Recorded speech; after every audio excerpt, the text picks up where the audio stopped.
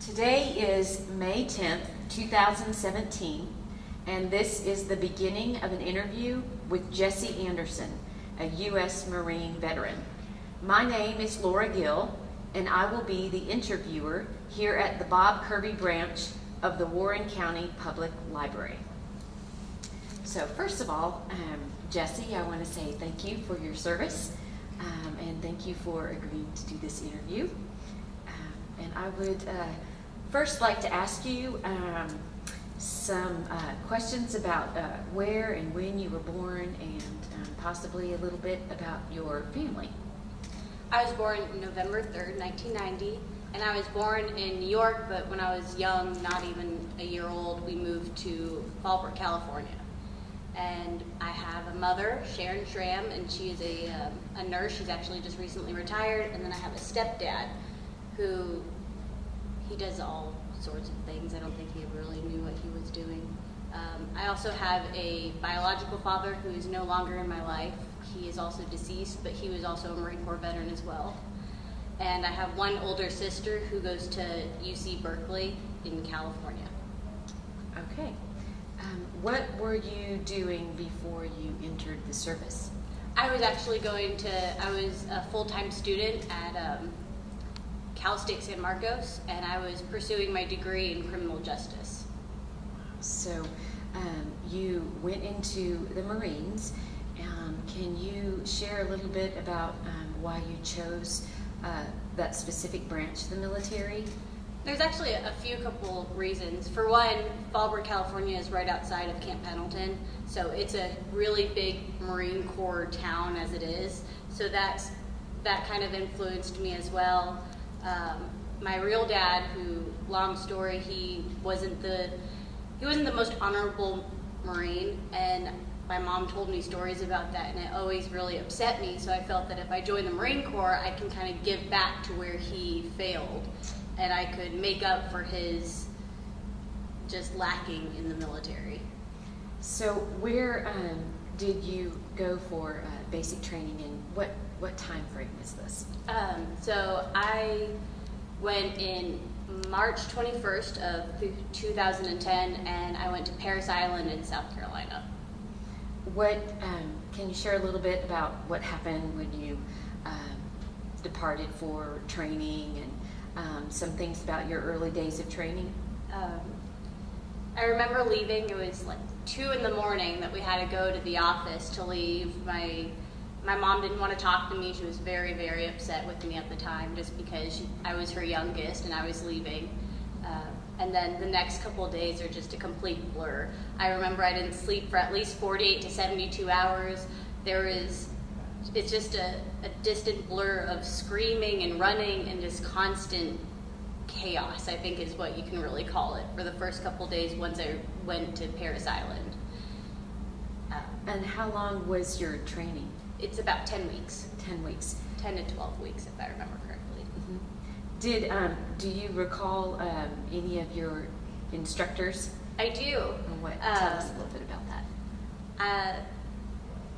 I remember, so my senior drill instructor was Staff Sergeant Langford, which, so she was the senior, and then there was, the only one I really remember is Staff Sergeant Jekyll, and I just remember that I had such a huge admiration for her, that out of all the drill instructors, there was just something about her that I wanted to be just like her, even though she was so hard on me. I was probably one of the ones that she was the hardest on, but I remember that afterwards she told me, because she knew that I could be the best, and she said that there was a reason she was that hard on me.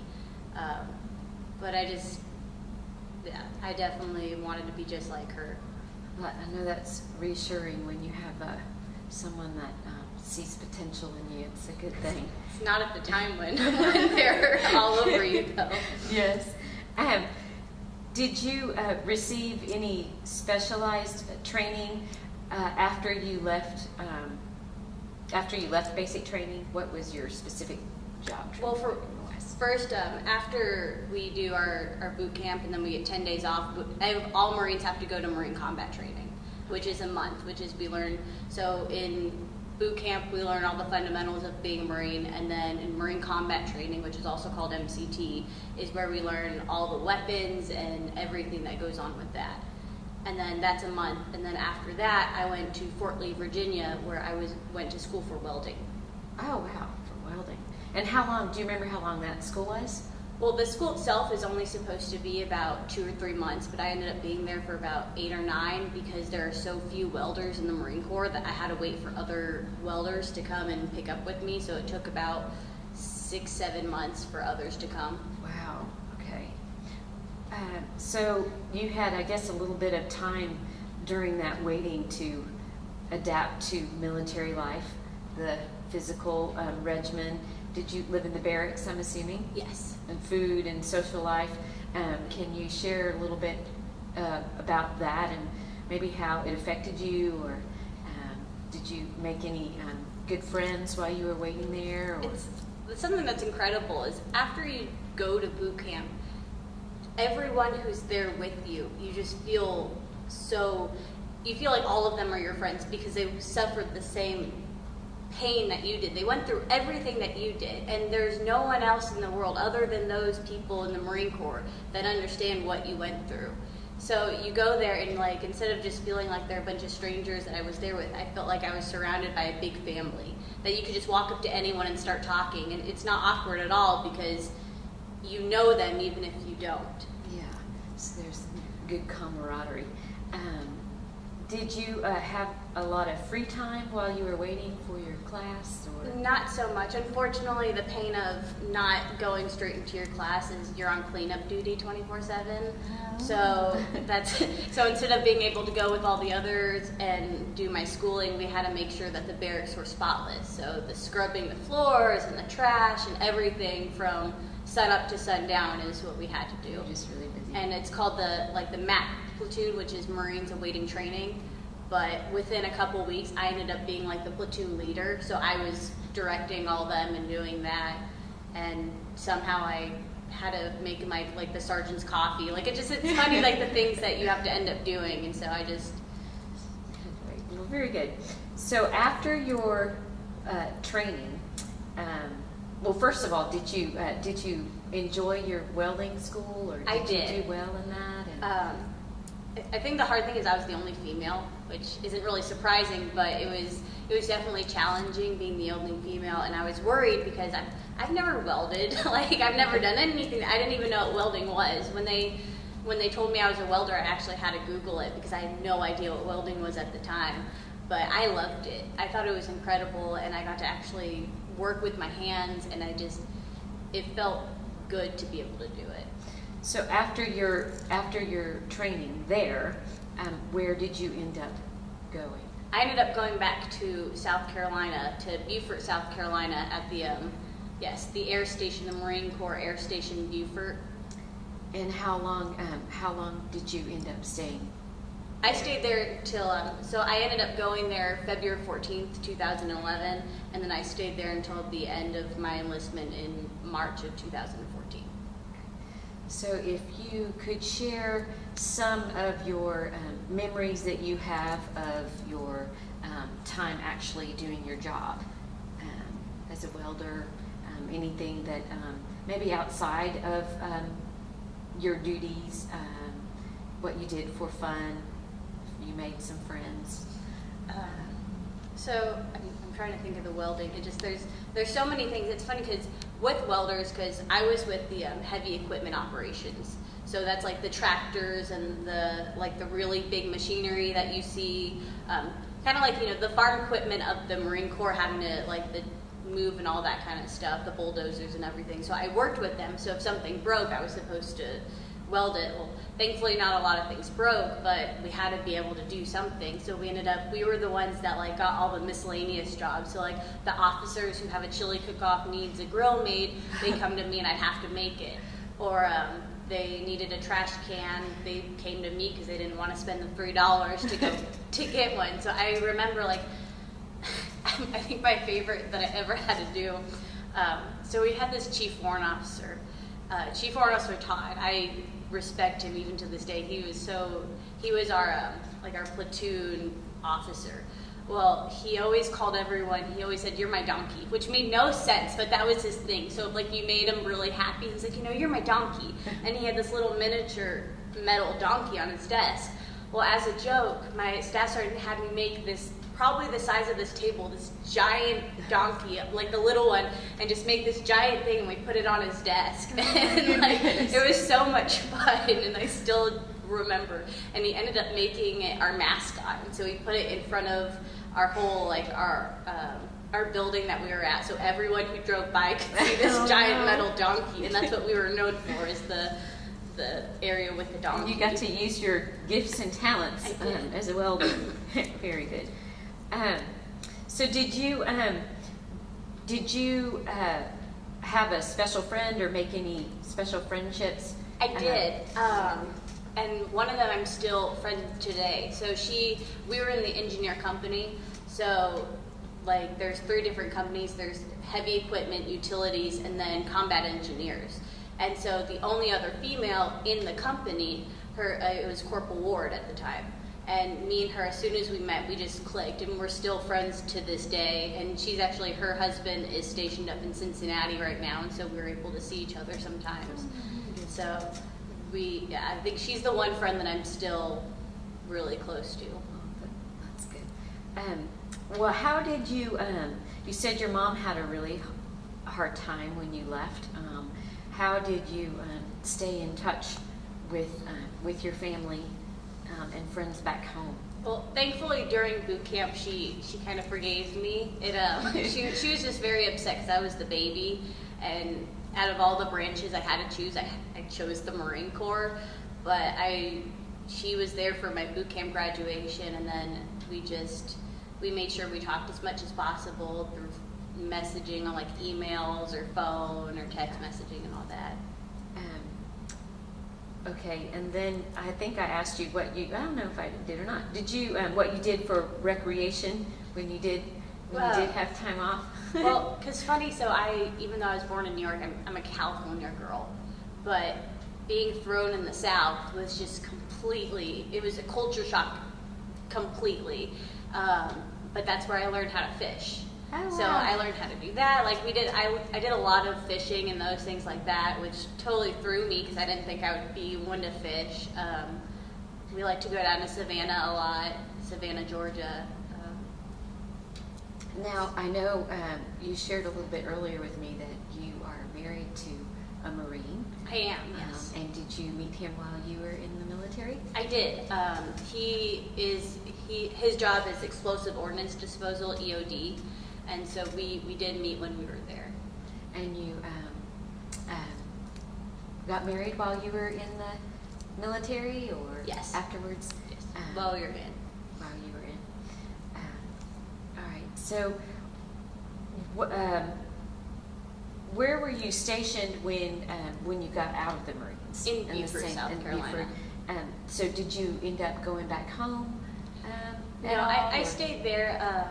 Funny, so the day that I got out is actually the day that he left for recruiting school because he had to get a beat billet in, so he went to do recruiting school, and then I stayed there, and then after he came back, we moved to Bowling Green, Kentucky. And you have a child now? I do. The same exact day I got out, I found out that I was pregnant.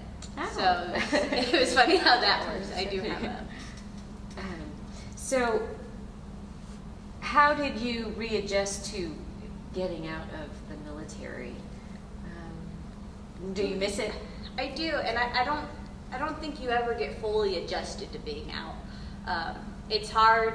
There's I catch myself little things because in the Marine Corps, it's there's a way you talk to everyone, and everyone does it, the way you talk and move. And being out here, in the civilian world, you have to watch yourself a little bit, or you say something and someone doesn't really understand what you mean, and little things like that. Or in the Marine Corps, we had to be if something was going on at 5 o'clock, you had to be there at 4:45.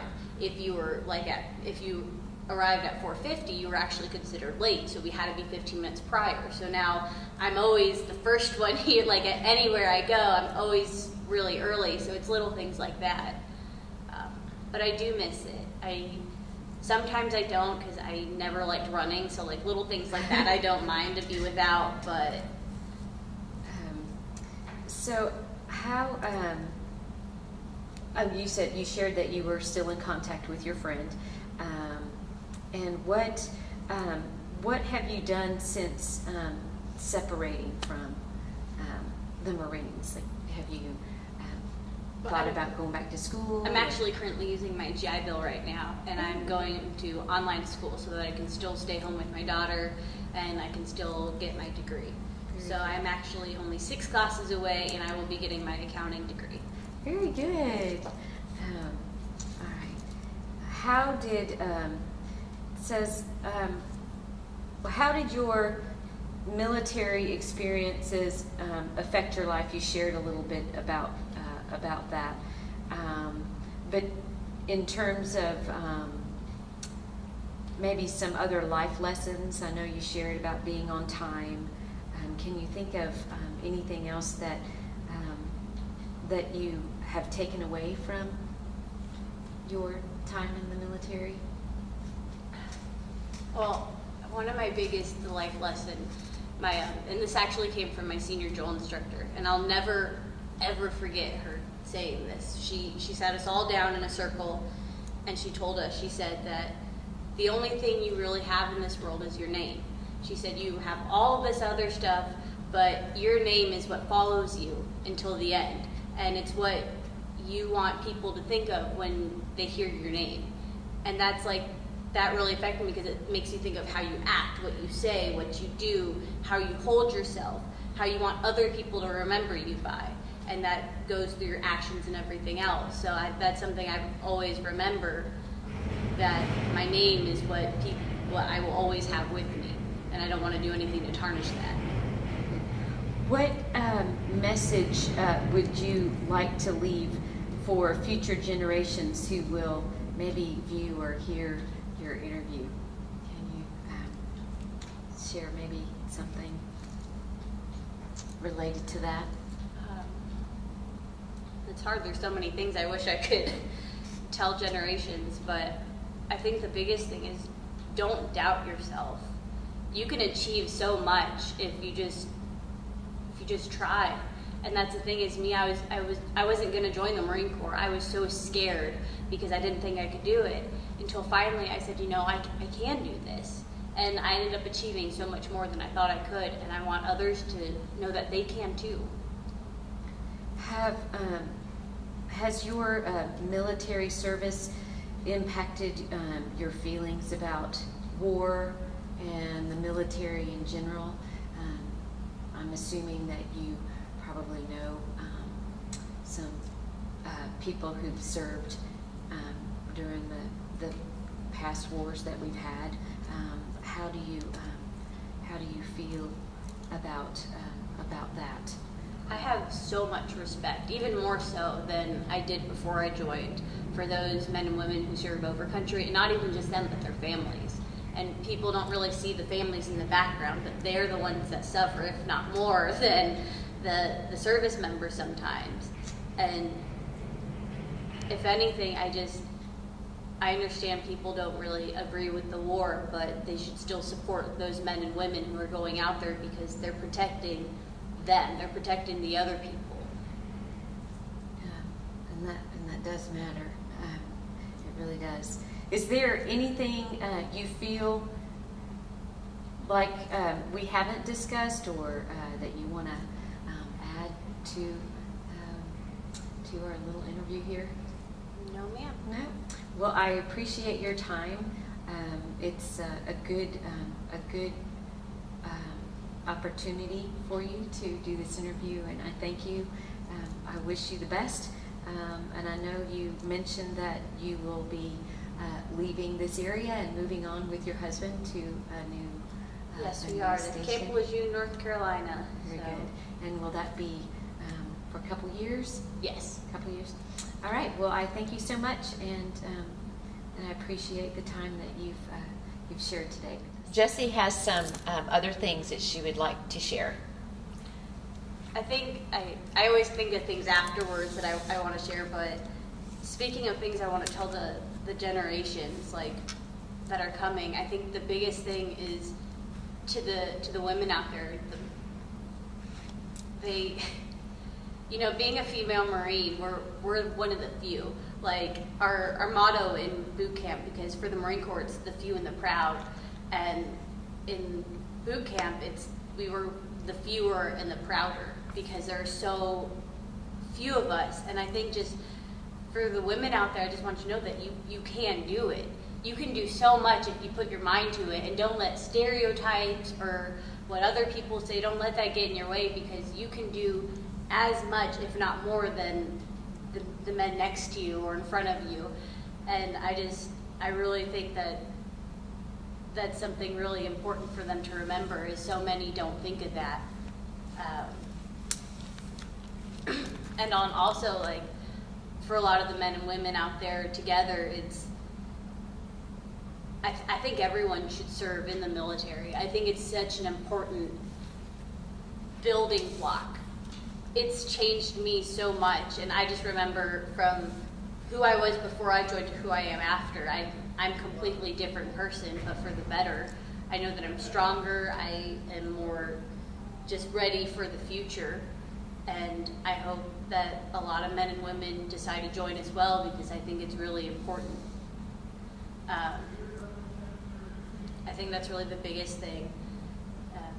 And then for the future, I would really like to do something to help men and women in the Marine Corps. I think because after you join, it's just, you're such a tight-knit still, and even though I'm not currently serving anymore, I still feel so close to everyone in the military, and I know how hard it is to be in, especially with a family. And so I think when I get out, I would like to, like, when I get out of college, I would really, really like to be able to be like a financial advisor. I think that's one of the biggest things I'd like to do, and just help men and women who are in to be able to at least get some of the burden off of them by being able to figure out finances and everything like that, and help them set goals for their family and for the future. All right, well, thank you very much.